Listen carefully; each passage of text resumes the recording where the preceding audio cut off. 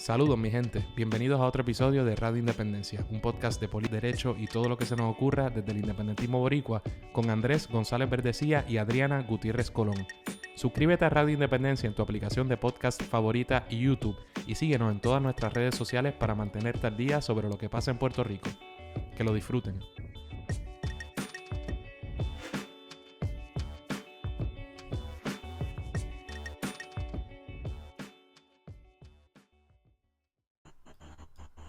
Saludos mi gente, bienvenidos a otro episodio de Radio Independencia, como siempre con ustedes Andrés González Verdecía y esa persona que va a salir ahí en pantalla, Adriana Gutiérrez Colón, que es la que hay, Adriana.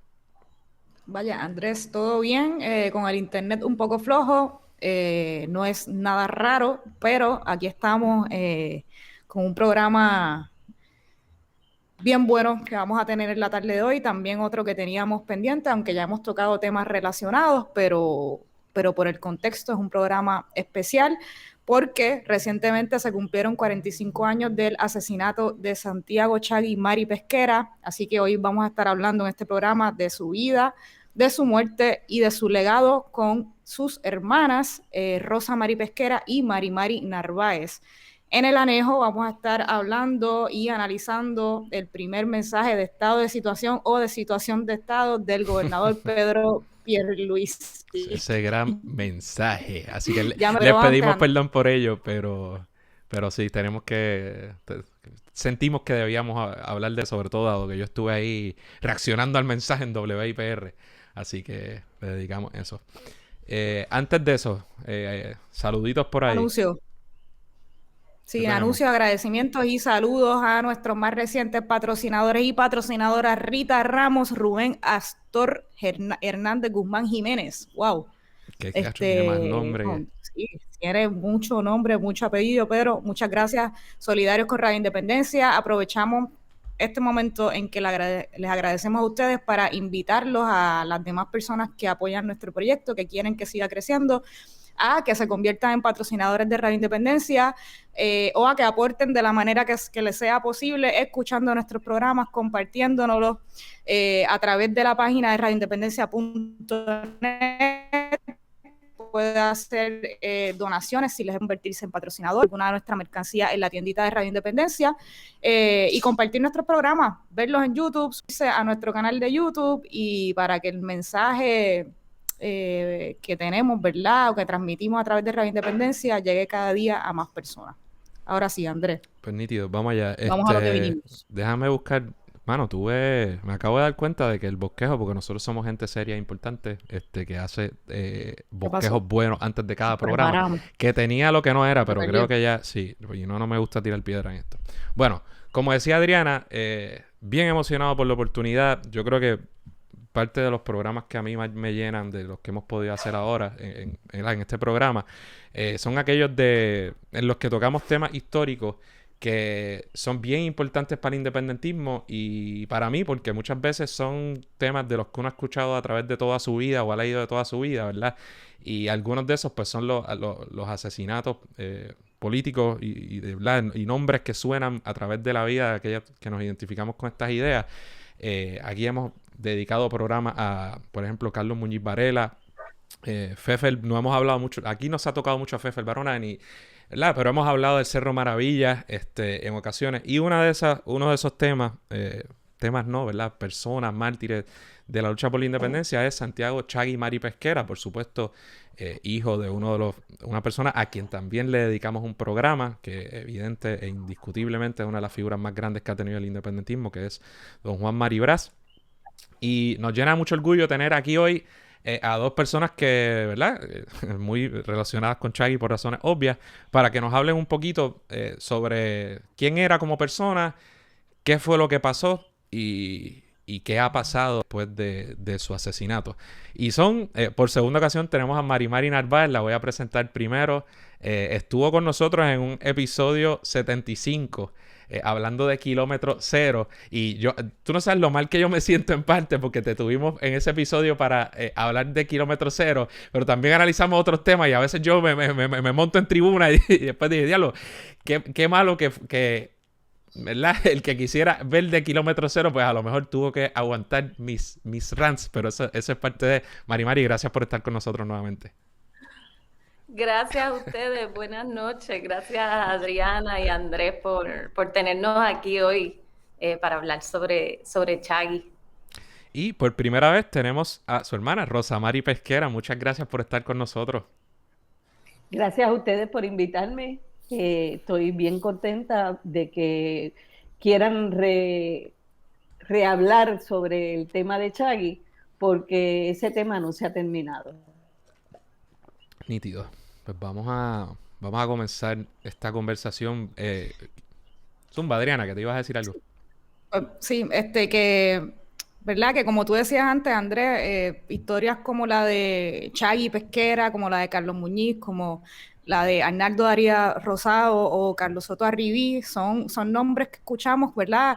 Que forman parte de esos capítulos bien oscuros o tristes de nuestra historia en Puerto Rico, pero también, ¿verdad? El movimiento independentista puertorriqueño y la persecución que ha sufrido, sobre todo en esa época de los 70.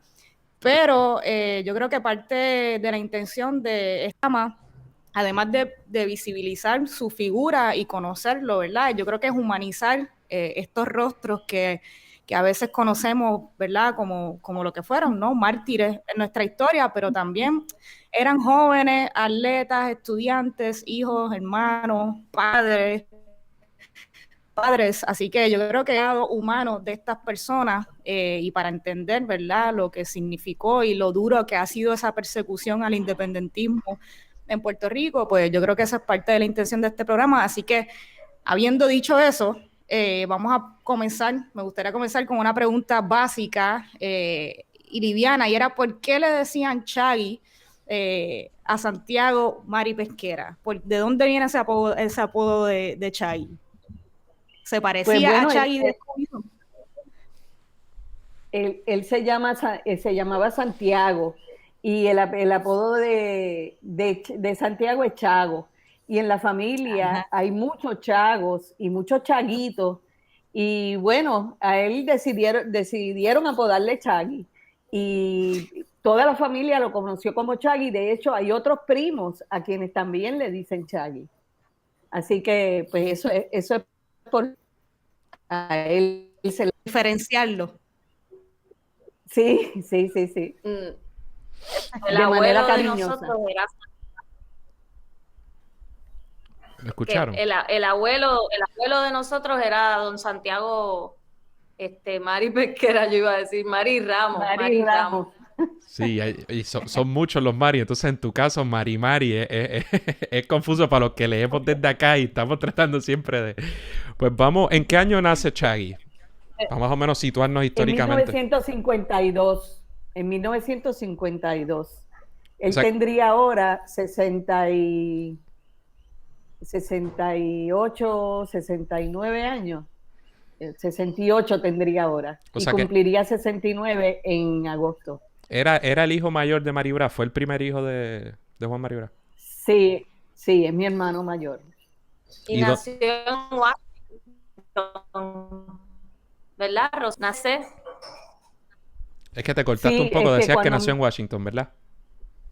Sí, cuando mi papá estudió en Washington, mi papá se fue de aquí en el 48, después de la huelga del 48 y que cumplió la cárcel y todo, él se fue a buscar, a terminar primero el bachillerato en Florida y después se fue a Washington a estudiar leyes y primero estuvo en una universidad que llegó el FBI y les dijo que ese hombre era peligroso y qué sé yo qué, y él tuvo que, lo sacaron de la universidad y él dice, porque él siempre era lo más chistoso, que cruzó la calle y solicitó en la universidad que estaba al frente. Y entonces de ahí estudió leyes y pues ahí nacimos mi hermano Chagui y yo. Sí. Somos los mayores. Preparándome para este programa vi que, ¿verdad? Él, obviamente por su activismo en la UPI, pues tuvo situaciones en la UPI donde lo querían votar, que si lo votaron. Entonces luego se va a estudiar a Washington Derecho. Y no recuerdo bien si era primero en Georgetown y después o en George Washington y después en American University, pero logró graduarse de cualquiera de esas universidades mencionadas y de las que lo votaron y de las que terminó. Son buenas, ¿verdad? Son grandes universidades. Y esos son mis perros los que están haciendo escantes, por si acaso. ¿Y cómo fue su infancia, ¿verdad? O la de ustedes, dónde estudiaron, dónde estudió Chagui, cómo era?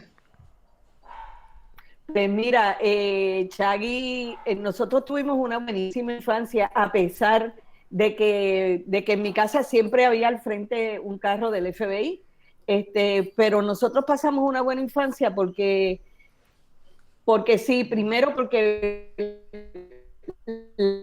elegimos mucho Mayagüez y compartíamos con los primos y con los tíos, íbamos a las fincas de los tíos, disfrutamos muchísimo y en la urbanización donde vivíamos había muchísimos muchachos de la misma edad que nosotros y mi mamá era bien alcahueta y nos llevaba al río y nos llevaba a caminar por ahí hasta bien lejos, y la verdad es que la infancia la pasamos de lo más bien. A pesar, como te digo, de la represión y la persecución que se puso más difícil y más trabajosa en la adolescencia, porque ahí ya la cosa era agresiva contra nosotros. Pero en general, y Chagui, por ejemplo, Chagui era un tipo bien prolífero, o sea, él hacía de todo, él tocaba instrumentos, botes, sabía manejar aviones, automóviles, o sea, él era un tipo alfa que iba por ahí para abajo y nosotros detrás de él. Él nos presentó la mejor música del momento, al Gran Combo, a Crosby, Stills, Nash & Young, o sea, todo los rockeros, los salseros, toda la música buena, jazz, todo, él nos presentaba porque él era el mayor y él sabía mucho de eso, más que nosotros los chiquitos, ¿verdad?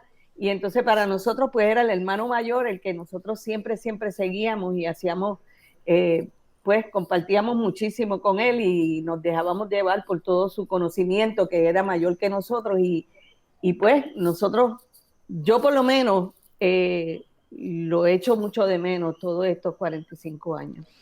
Mari, pero tú, ¿verdad? Me parece que eras un poquito menor. ¿Tú tuviste oportunidad de compartir mucho con él? Porque realmente no tengo clara la diferencia entre sus edades, así que... No, yo no llegué a conocer a Chagui, yo nací después, nací precisamente un año después de su asesinato, así que no alcancé a conocerlo, pero un poco como si lo hubiésemos conocido, porque hablo por mí y por toda la generación mía dentro de la familia, o sea, los hijos de Rosy y de Raúl nos criamos juntos. Nosotros tenemos todos más o menos, los mayores tenemos la misma edad, porque mi papá fue un papá abuelo, así que es como si lo hubiese conocido, porque él pues siempre está presente en la conversación, siempre los hermanos mayores, Rosy, Raúl y Paquita y papi, por supuesto, y toda la familia de él, es como si estuviera, lo conocemos y un poco nos ponemos a imaginarnos cómo serían las cosas si él estuviese vivo y qué hubiese hecho, las fincas que hubiese comprado, ¿verdad? Las aventuras que hubiésemos hecho, porque, ¿verdad? Somos una familia bastante aventurera y siempre estamos hablando sobre ese tema, así que me siento como si casi lo hubiese conocido. Entonces, que se me ocurren tantas cosas. Zumba, Adriana. Sí, yo te quería preguntar, Rosa, tú decías antes que la infancia, que fue una infancia bien bonita, que tenían muchas aventuras, que la pasaban muy bien, y a pesar de que vivían desde muy pequeños o tienen ese recuerdo de tener un carro del FBI frente de la casa. Yo les pregunto, Rosa, cuando ustedes eran pequeños, ¿ya ustedes qué nivel de conciencia sobre lo que estaba representada pues política ¿verdad? O de activismo político de su papá o esa persecución que los acechaba. ¿Ustedes tenían ya desde temprana edad una conciencia? ¿Eso era un tema que se hablaba en la casa? ¿Ya estaban conscientes o fue más, ¿verdad? Luego en la adolescencia o en la universidad donde ya ustedes entendían mejor lo que estaba sucediendo? Bueno, no, nosotros sabíamos desde el principio, o sea, eso se hablaba en mi casa y mi abuelo también, por ejemplo, mi abuelo fue el primer candidato alcalde del PIB en Mayagüez y fue también candidato alcalde por el Partido Popular cuando el Partido Popular era independentista. Y nosotros hablábamos todo el tiempo de eso. Y yo recuerdo toda la vida que se hablara de eso. Lo que pasa es que mi papá nunca nos proyectó miedo. Y yo siento que eso fue una bueno, nunca nos proyectó miedo. Y yo siento que eso es una cosa que él nos aportó, porque si hubiéramos tenido miedo, no hubiéramos tenido ni tan siquiera una infancia feliz. Pero sí la tuvimos, claro, porque él no nos aportó ni miedo. Él al revés, él seguía su vida como si nada. Pero nosotros, por ejemplo, te puedo dar un ejemplo de una vez que llegamos de Mayagüez y en mi casa había en la entrada del balcón un reguerete así de cal y cuando entramos a la casa habían entrado y habían rebuscado toda la casa y habían sacado cosas de los closets y habían hecho un desastre allí, un registro del FBI. Y nosotros lo vimos. Yo era chiquita, pero yo lo vi. Mi papá se quedaba como si comiera. Y mi mamá también. Así que, pues nosotros pudimos no sufrir ese miedo, esa cosa, esa paranoia que le da a los perseguidos, ajá, porque ellos fueron muy, muy, muy cuidadosos con eso. Sí, es una gran palabra porque, sí, o sea, es una paranoia, pero legítima o legitimada, ¿no? Por unas circunstancias sí, increíbles porque si nos situamos en los 70, en un periodo súper álgido de represión, ¿verdad? El carpeteo y el anticomunismo, entonces Maribra, ¿verdad? Siendo ese representante del independentismo, pero más vinculado directamente ¿verdad? Al socialismo y más identificado con Cuba. Debe ser bien difícil tanto para él como para su familia tratar de echar para adelante a tu familia y sabiendo a todas luces que tienes a un gobierno no solo de Puerto Rico sino de Estados Unidos tratando de crear todo tipo de cizañas personales y políticas, así que no me puedo imaginar cómo era vivir eso. Sí. ¿Y los años universitarios? ¿Qué estudió Chagui en la universidad? Porque como tú decías, Rosa, él hacía 1000 cosas, era atleta, músico, hizo de todo. Un poco leyendo su biografía, vi que era un joven muy talentoso, polifacético, pero ¿qué él estudió en la universidad y dónde estudió? Él estudió en la Universidad de Puerto Rico en la Facultad de Ciencias Sociales. Estudió ciencias sociales general. Y acabó el bachillerato en los 4 años reglamentarios del bachillerato. Cuando acabó el bachillerato, ya él había comprado una finca, la vendió para irse a Oklahoma a estudiar aviación,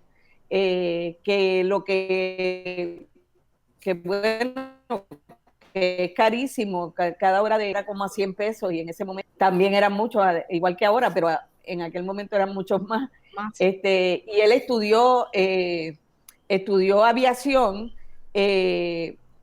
como te dije, en Oklahoma y después pues entonces se vino para acá, para Puerto Rico, ya con la licencia de piloto comercial. Coño, hizo mucho, cualquiera diría, ¿verdad? En 23 años, pero... y él militaba, ya él militaba políticamente, ya fuera en el PCP, en Claridad o en la universidad, ¿él estaba activo políticamente? Pues mira, él siempre participaba de las actividades, no era como yo, como Raúl y como yo, que estábamos metidos en la organización del PCP de lleno y en la organización de la FUPI, o sea...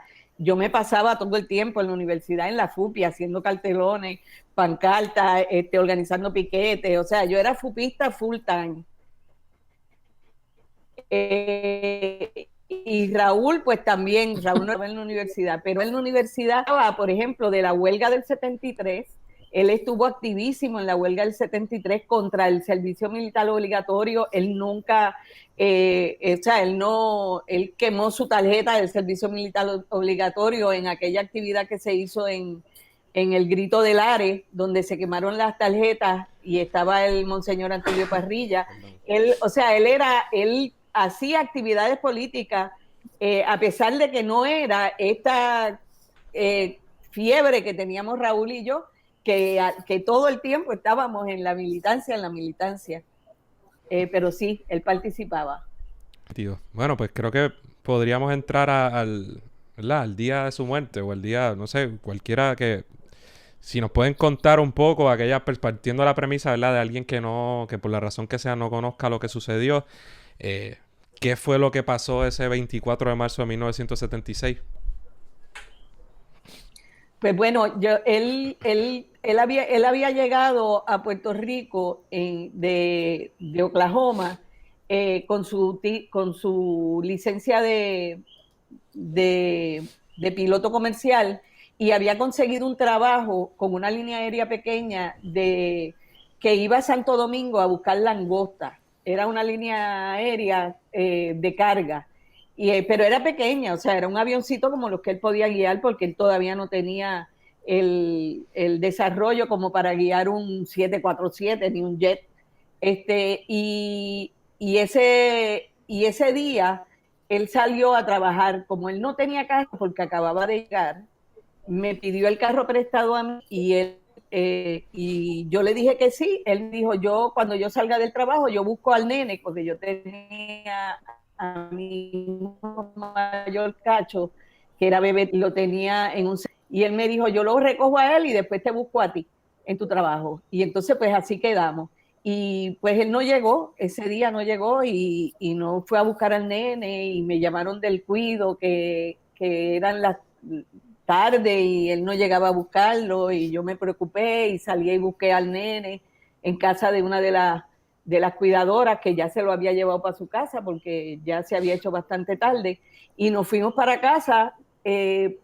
Preguntamos por él a los vecinos. Uno de los vecinos nos dijo que lo había visto pasar con Henry Coira por su casa. Él le tocó bocina y siguió.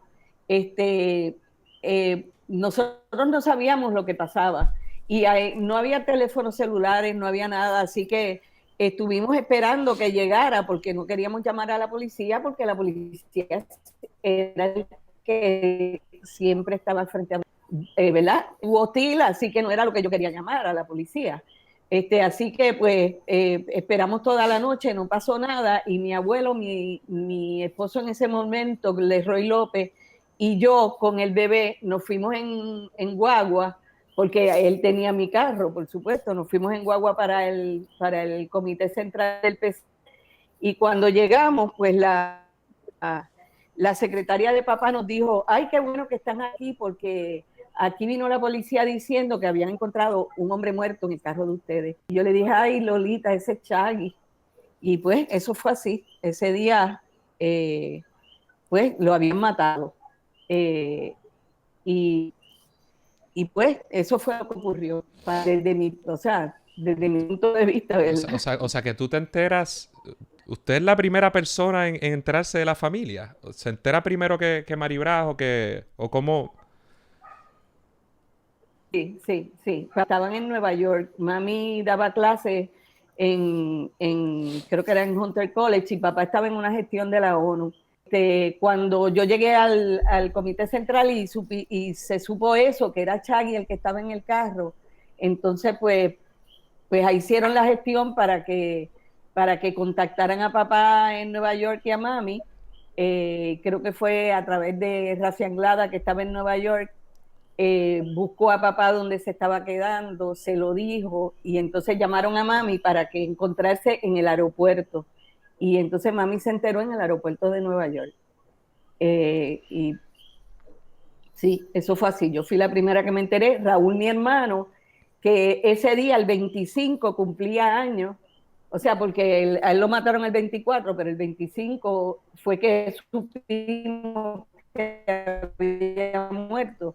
Pues mi hermano se enteró por radio y parquearse en la acera, en la calle, para pasar el golpe, ¿verdad? Y no habían celulares para llamar y decir, mira lo que pasó. Pero pues tuvo que... Y ustedes inmediatamente pensaron que había sido algo político o no tenían, incluso dentro de las circunstancias, no tenían razón para creerlo. ¿Cómo? Aunque ¿verdad? Debe ser duro, pero ¿cómo? No sé qué sintieron ante una realidad tan avasalladora como esa, una cosa que pocas personas, ¿verdad?, pueden entender. Mira, yo no lo puse en duda, porque nosotros teníamos al FBI detrás todo el tiempo, todo el tiempo, todo el tiempo. Y yo no puse en duda que era un asesinato político. Además, después cuando me entrevista la policía, querían meterme la idea de que eso había sido un crimen pasional y querían decirme que en elíptica que no era verdad.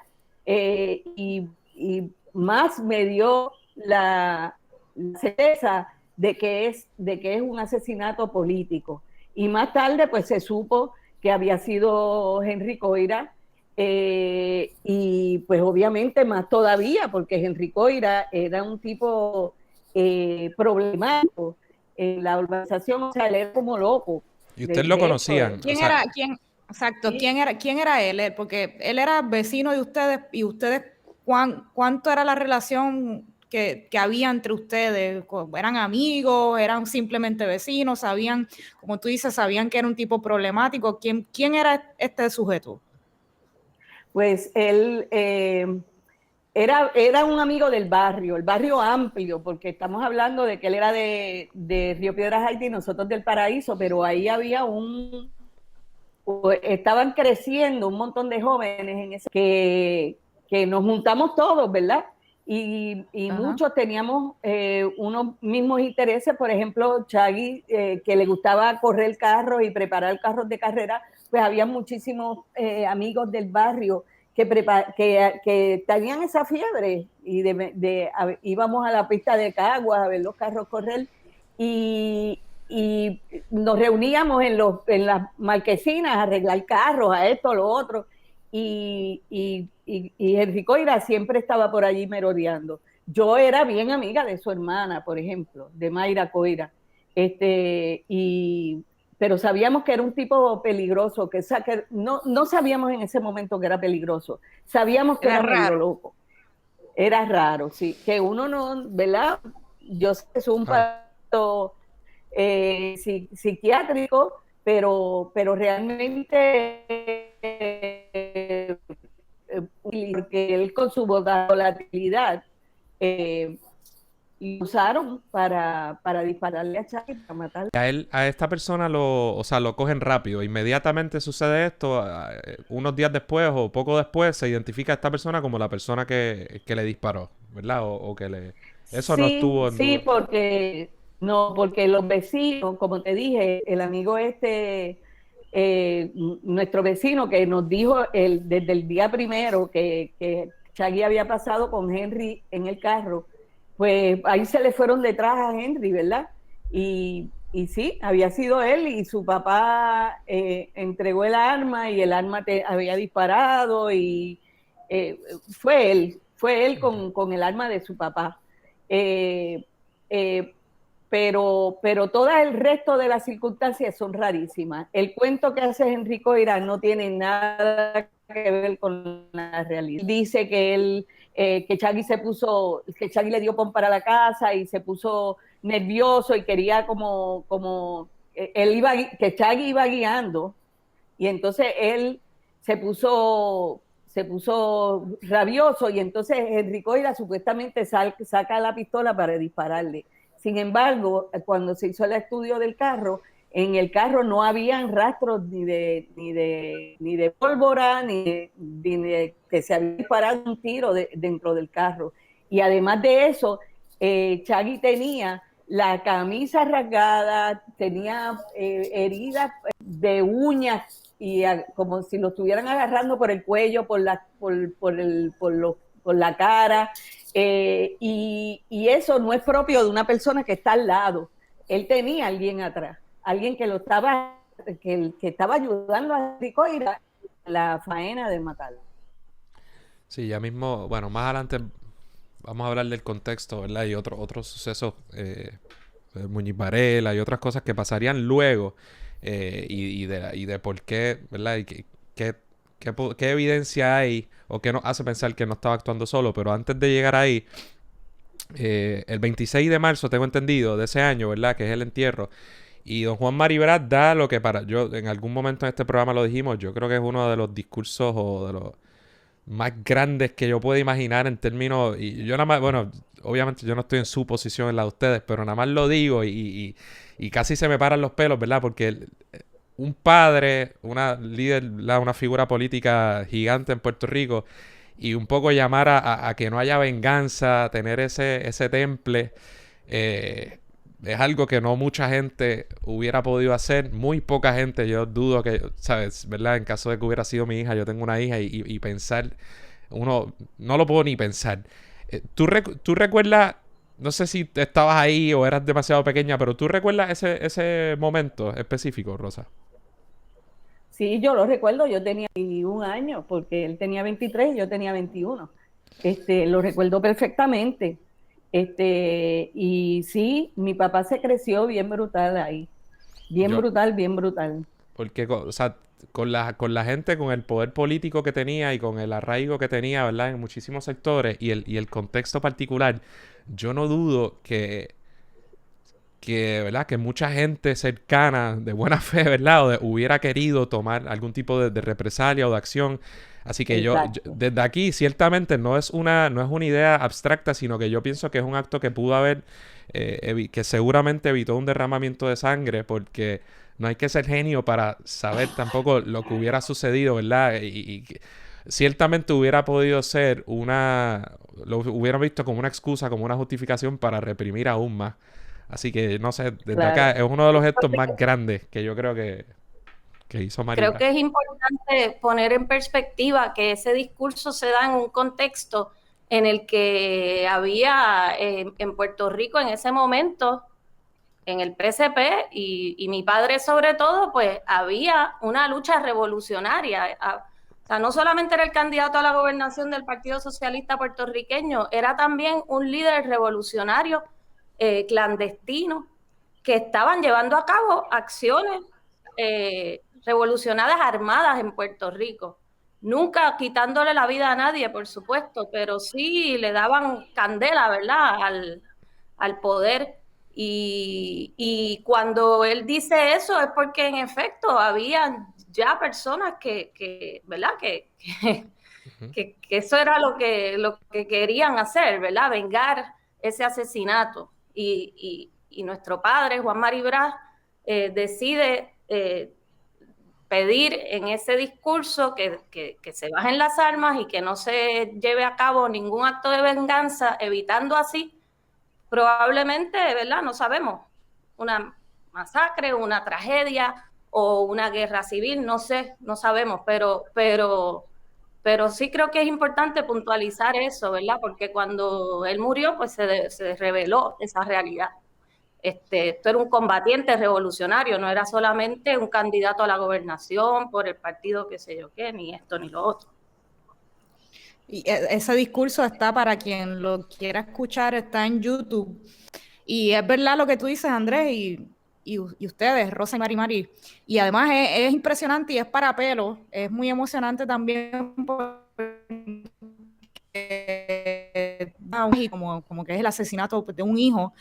El discurso es bonito y es de esperanza también cuando uno lo escucha, y el final es como que le da un giro ¿verdad? De hacer de algo, de un suceso tan triste, tan trágico, pues de resaltar la importancia, ¿verdad?, de la lucha, esa lucha revolucionaria, esa lucha independentista, socialista, que al final y al cabo es para tener un país donde no ocurran este tipo de cosas y de injusticias y de violencia, ¿verdad?, sino una patria pues que no sea de violencias ni de muerte, sino todo lo contrario, y es es bien emocionante también por eso, ¿verdad? Y en ese contexto del asesinato de un hijo.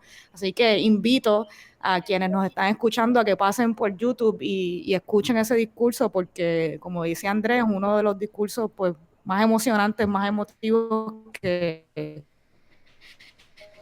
pueda haber por ahí, de nuestra historia, de historia de Puerto Rico y de la lucha por la independencia en Puerto Rico. Bueno, pues me gustaría, ¿verdad? Luego de la muerte y el entierro, ¿qué sucedió en términos de, pues, de la historia oficial o qué? Ya mencionamos aquí, ¿verdad? ¿Quién fue el acusado? Pero ¿cuál fue el desenlace de ese proceso? Bueno, en ese momento el gobernador era Rafael Hernández Colón. Ocurrieron las elecciones y salió electo Romero Barceló. Y Romero Barceló hizo todo lo posible por encubrir a los verdaderos asesinos. O sea, él los encubrió bien. Perdón. El gobernador era Romero.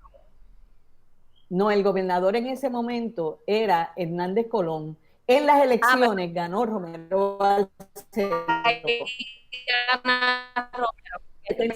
Pero esto ocurrió en marzo.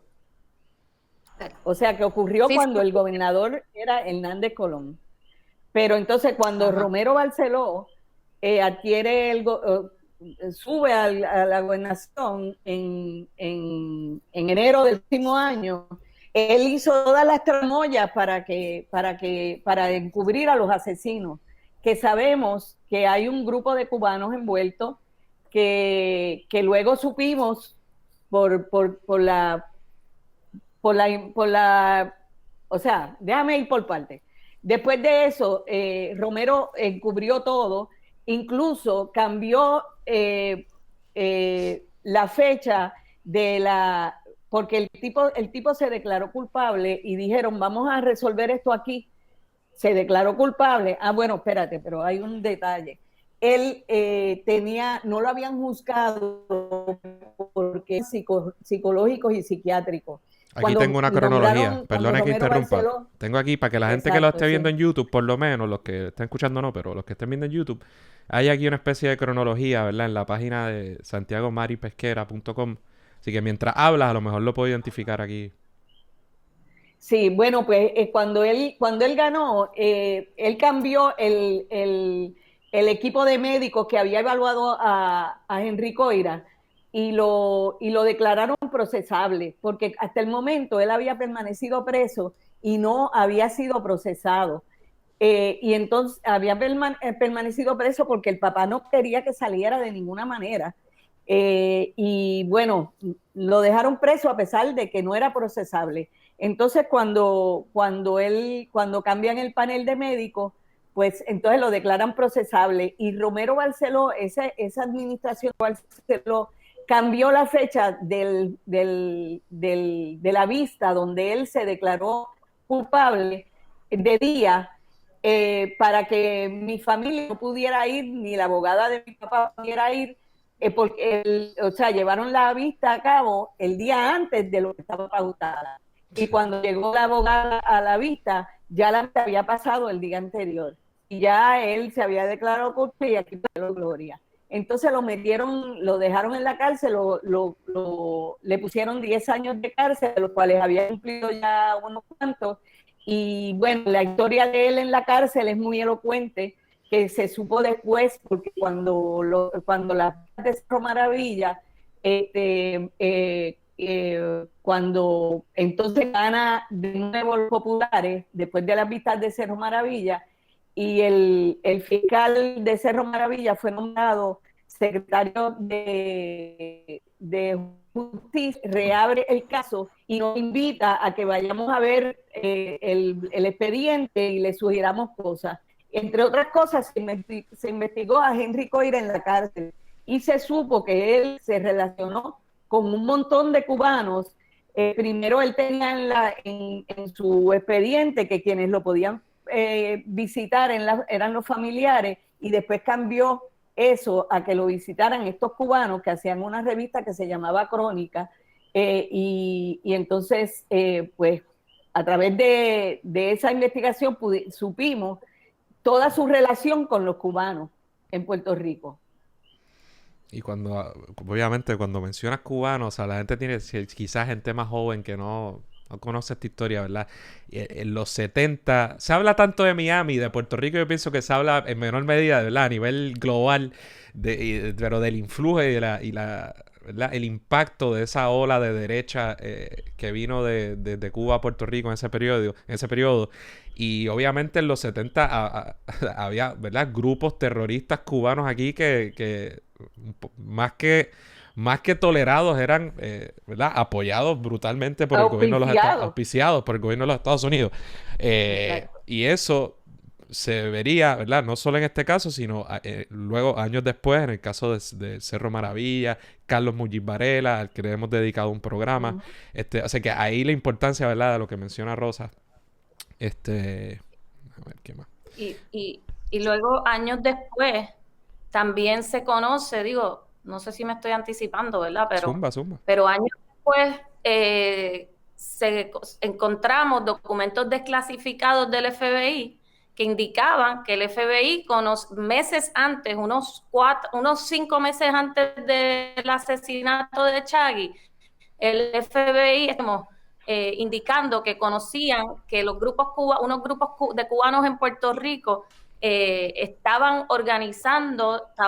haciendo un complot para asesinar a Juan Maribraz, y habían adquirido ya unas miras telescópicas, y esos documentos existen, ¿verdad? Están incluso en la página web, y sin embargo ¿verdad? No hubo una acción afirmativa de parte del FBI para dar a conocer esa información, incluso cuando nuestro padre era candidato a la gobernación.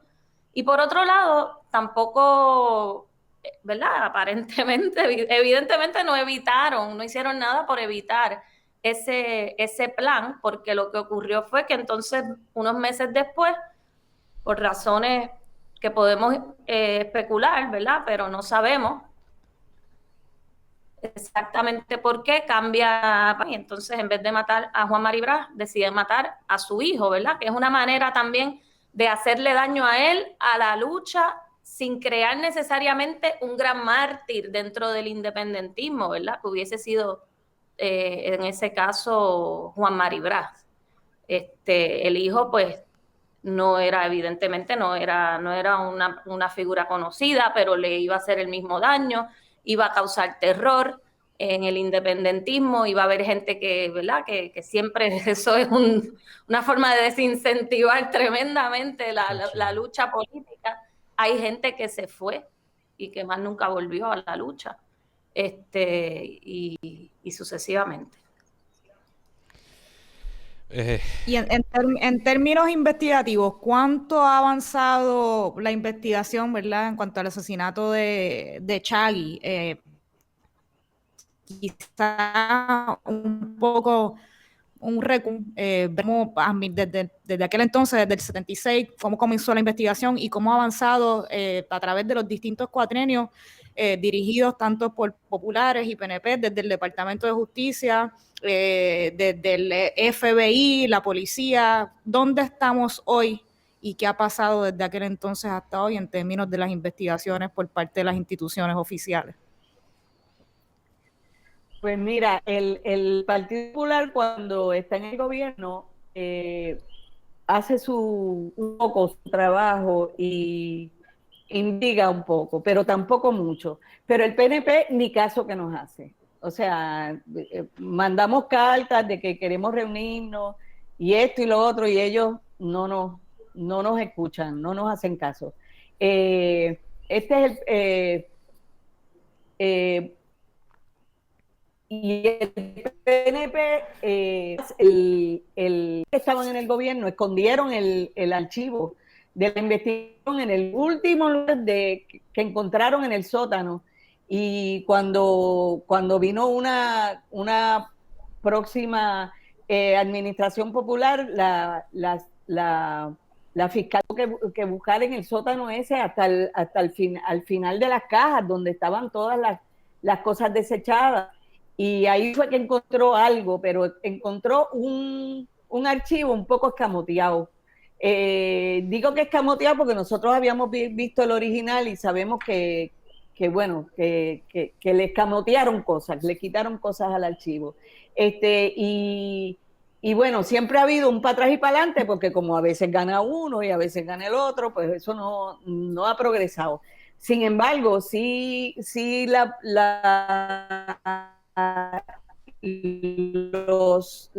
administraciones han pedido que desclasifique los documentos porque el FBI sí tiene toda la información. Eso lo hemos visto a través de los memos que hemos encontrado en diferentes medios que publican los memos clasificados del FBI sobre los cubanos, que la organización cubana, y ahí salen nombres y todo de gente que estaba involucrada en el complot de asesinar a papá y de asesinar a Chagui. O sea, el complot era para asesinar a papá, pero sí, ahí están los nombres. Y bueno, en eso estamos ahora. Nosotros quisiéramos exigirle a las autoridades de aquí que demanden al FBI y a las agencias de Estados Unidos para que clasifiquen todos los documentos que tienen sobre Chagui, papá, porque hay muchos cruzados, ¿verdad? Y sobre mami, porque hace falta conocer la verdad y ellos la tienen en sus archivos y nunca la han querido dar a conocer. Se han hecho muchas solicitudes de información por el Freedom of Information Act. Las hizo Papa, las hizo Claridad, se hizo una vez con los abogados del Center for Constitutional Rights en Nueva York. Ellos entregan, al igual que, ¿verdad? Entregan parte de la documentación que tienen sobre ese asesinato, pero siempre está todo tachado, ¿ves? Sí. Así que ese es siempre como el mayor tropiezo, el mayor impedimento para conocer que autoridades a veces son más negligentes, otras veces tienen más voluntad política, otras veces tienen menos, a veces ponen una fiscal floja, otras veces ponen una fiscal un poquito mejor. Pero independientemente de eso, el problema mayor siempre es la pared del FBI, que tienen una información, las agencias federales en general, y que no la quieren compartir, a pesar de que el que era director del FBI, Louis Freeh, hace años atrás le dijo en una vista pública al senador Serrano, allá en Washington, se comprometió con compartir esa información y aceptó que en esa época, ¿verdad?, le habían hecho mucho daño a muchas personas en Puerto Rico, personas independentistas. Pero esa promesa nunca se cumplió. Así que, en parte, este crimen no se soluciona por nuestra situación colonial, ¿ves? Es un crimen que se lleva a cabo para perpetuar nuestra situación colonial, ¿verdad? Porque para eso es que se usa la represión. Y al mismo tiempo no nos permite solucionarlo, esa propia condición. Es como un círculo vicioso. Y como, al igual que el caso de Carlos Muñiz Varela y otros, ¿no? Pero estos dos siendo quizás de los más sonados, esa obstinación, ese deseo de no querer revelar esa información luego de tantos años, 45 años en este caso, es una barbaridad. Y obviamente, gente, las personas que estén viendo esto, pensar que el gobierno de los Estados Unidos hoy, pero en ese entonces, no tenía información y no tiene información clara o muchísimo más clara de la que pudiéramos tener nosotros y las autoridades puertorriqueñas con respecto a actos no solo del hijo de Juan Maribra, sino de actores, actoras o actrices cubanos operando en Puerto Rico. Es soñar, es mentirse a sí mismo, es ser un imbécil o no querer entender, ¿verdad?, cómo operaban y operan la realidad y el gobierno de los Estados Unidos, porque si tienen 1000 defectos, uno de ellos no es la falta de capacidad para indagar y estar al tanto de lo que sucede, sobre todo en aquel momento, me refiero al FBI, por supuesto. Así que el hecho de que haya esa barrera, de verdad, que es una barbaridad, incluso hay que seguir, ¿verdad? Hay que seguir haciendo todo lo que se puede porque el tiempo sigue pasando y en algún momento a lo mejor se cuela alguien un poquito menos retrógrado que dice, bueno, han pasado 50 años y yo no dudo que en algún momento tengamos, ¿verdad? Un poco más de información. No es la justicia que queremos, esa no la vamos a tener nunca, pero ¿verdad? Hay que seguir haciendo esos trabajos y eso, nada, eso, eso era lo que quería decir. ¿Qué más tenemos por aquí? Y por es importante decir que yo te preguntar personalmente por eso me interrumpe y a veces no escucho parte, no sé si les estoy hablando un poco por encima. Perdón, todo el mundo ha tenido problemas por internet todo el programa. Ahí hablaron todo, ajá. La que quiera, sí. Ahora. Cualquiera. Sí. Sí. Ahora nadie habla. Zumba, Adriana, ¿qué tú ibas a decir? ¿Qué pasó? ¿Se escucha? ¿Me escuchan? No sé, como que se... Creo que hablamos todas a la vez. Sí, hablaron todas a la vez, se escuchó, no se entendió nada. Gente, perdone. No escuchamos, sí. Son cosas de la pandemia, pero esperamos ya todo el mundo estar vacunado pronto, poder hacer esto, no tener que bregar con el internet ni con esa compañía que tantos problemas me da el internet. Pero bueno, nada, me gustaría saber, ya quizás finalizando, ¿qué podemos hacer? ¿Qué podemos hacer hoy para ayudar, tratar, ¿verdad?, de empujar a que esto se esclarezca o para conocer más sobre la figura de Chagui? Pues mira, nosotros tenemos una campaña de recaudación de fondos porque estamos desarrollando un documental sobre su vida y obviamente sobre su muerte, porque también su muerte es importante para describir su vida. Nada, lo que puedan aportar, el que pueda aportar, pues sería bien bueno que el país conozca esa realidad, aunque no la viviera en su momento, porque ahora hay muchísimos jóvenes que no estaban en ese momento vivos y no se recuerdan de eso, pero la memoria histórica tiene que permanecer, porque de lo contrario vamos a perder ese conocimiento de esa historia que es la que define como una colonia, porque ellos han hecho todo esto porque somos una colonia de Estados Unidos y por eso han asesinado, por eso han escondido todo lo que han tenido que esconder para que no se sepa que ellos estaban en estos asesinatos y en estas represiones tan terribles que ellos han ejercido sobre los independentistas puertorriqueños y sobre Puerto Rico. La página es, ¿verdad?, santiagomaripesquera.com, donde pueden ver las historias sobre este caso, santiagomaripesquera.com. La están viendo en pantalla aquí, ahora mismo. A la campaña, hay muchas maneras de aportar a la campaña para el documental, ¿verdad? Ustedes saben que los documentales pues siempre conllevan muchos recursos. Este es el tráiler como un adelanto así de lo que hay hasta ahora, ¿verdad? De la propuesta documental. Y bueno, obviamente seguir a los medios como Radio Independencia, como Claridad, los medios que luchan por la independencia son pocos, pero son poderosos y siempre tienen las historias, ¿verdad?, de nuestras historias, la historia de la represión, y yo creo que es importante seguir visibilizándolo, seguir hablando sobre esto, el trabajo que ustedes hacen es importantísimo porque le llega a muchísimos jóvenes. Yo he estado en universidades hablando y me he encontrado jóvenes, a veces hasta de escuela graduada, que no saben quién es Santiago Mari Pesquera, no saben quién es Carlos Muñiz Varela. Así que estas son historias que hay que seguir repitiendo para que sepamos por qué nos encontramos en la situación en que nos encontramos. ¿Por qué, verdad?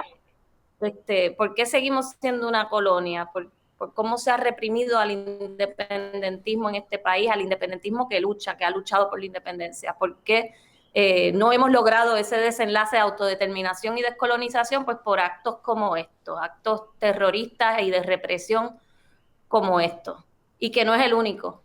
Tenemos más de 10 mártires, o sea, tenemos cientos de mártires en nuestra historia, pero en este siglo hay como 12, por lo menos. Así que, pues nada, que echen para adelante ustedes y gracias por tenernos aquí. Sí, seguro. Y sobre todo porque es importante seguir luchando por la verdad, por la independencia y descolonización de nuestro país, de nuestra nación. Y yo quiero agradecerles a ustedes por estar aquí con nosotros esta noche, Mari, por estar por segunda vez en Radio Independencia. No las quiero despedir todavía. Tengo una que otra molestia más que hacerle. Ustedes saben... La primera despedida de este agradecimiento. Mira, ustedes, esa foto, por ejemplo, ahora uno pone en Google, pone el nombre y te salen más o menos las mismas imágenes. ¿Tienen alguna idea de en qué momento se toma esta foto o no les viene a la mente? Esta que tengo aquí puesta. Eso es de la licencia. Es una foto de pasaporte. ¿De pasaporte? De pasaporte. Sí, es una foto de pasaporte. Y esta... No. Esa fue en la boda de mi hermano Raúl. Ok, sí, esas dos tengo... Esas de las primeras que salen. Pero entonces... ahora Rosy tiene unas que ha sacado bien buenas. Están en la campaña, las pueden ver, y en el documental, en el mini documental las van a ver en el avión, el avión bien chévere y otras fotos más de lo más interesante. Con los carros de carrera. Sí. Y como dije, van a la Fundación en Facebook, van a ver ahí, España hemos puesto fotos de él, como dijo Mari, en el avión, en un caballo, porque compró una finca, en sus distintas actividades. Hay más fotos ahí y esperamos conseguir más fotos también de gente, de los que vamos a entrevistar durante el documental, porque a todo el mundo le vamos a pedir que lleve fotos de Chagui. Nítido, importante. Bueno, pues ahora sí, Gracias por sacarle su tiempo para conversar un ratito con nosotros de este tema que impacta mucho a la historia de nuestro país, ¿verdad? Y para muchos de nosotros es un evento importante. Si yo no digo, obviamente mi papá no era